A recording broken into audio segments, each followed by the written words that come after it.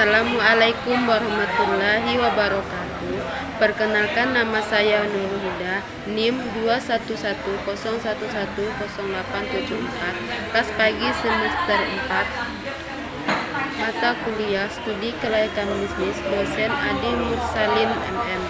Di sini saya akan menjawab soal UAS. Soal yang pertama, apa itu studi kelayakan bisnis? Studi kelayakan bisnis yang mempelajari secara dalam tentang usaha atau bisnis yang akan dijalankan. Soal yang kedua, apa saja faktor yang menyebabkan kegagalan suatu bisnis? Adapun faktor-faktor kegagalan bisnis, yang pertama, data dan info tidak lengkap. Yang kedua, tidak teliti. Yang ketiga, salah perhitungan. Yang keempat, pelaksanaan pekerjaan salah. Yang kelima, kondisi lingkungan. Yang keenam, unsur sengaja. Soal yang ketiga, apa manfaat bisnis? Adapun manfaat bisnis, yang pertama, memperoleh keuntungan. Yang kedua, membuka peluang pekerjaan. Yang ketiga, manfaat ekonomi. Yang keempat, tersedia sarana dan prasarana. Yang kelima, membuka isolasi wilayah. Yang keenam, meningkatkan persatuan dan membantu pemerataan pembangunan. Soal yang keempat, lembaga-lembaga apa saja yang memerlukan studi kelayakan bisnis? Yang pertama, investasi.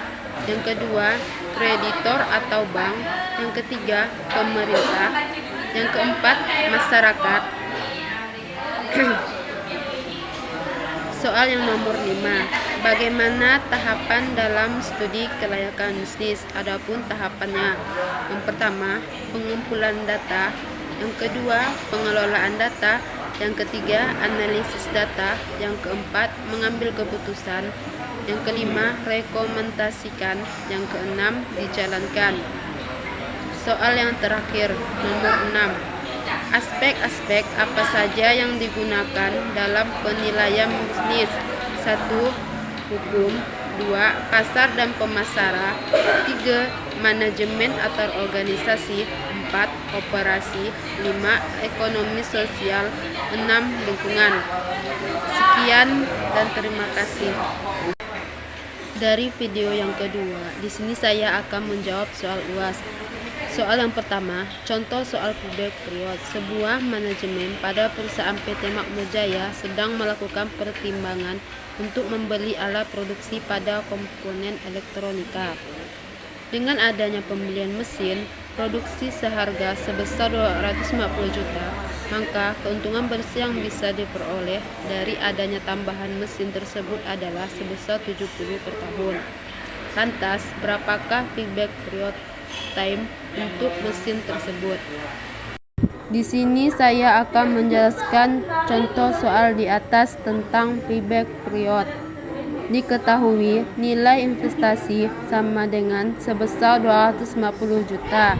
Kas masuk bersih sama dengan sebesar 70 juta. Rumus payback period. Payback period sama dengan nilai investasi dibagi kas masuk bersih. Payback period sebesar 250 juta dibagi sebesar 70 juta. Hasilnya 3,57. Maka payback period yang dibutuhkan adalah sebesar 3,57 tahun.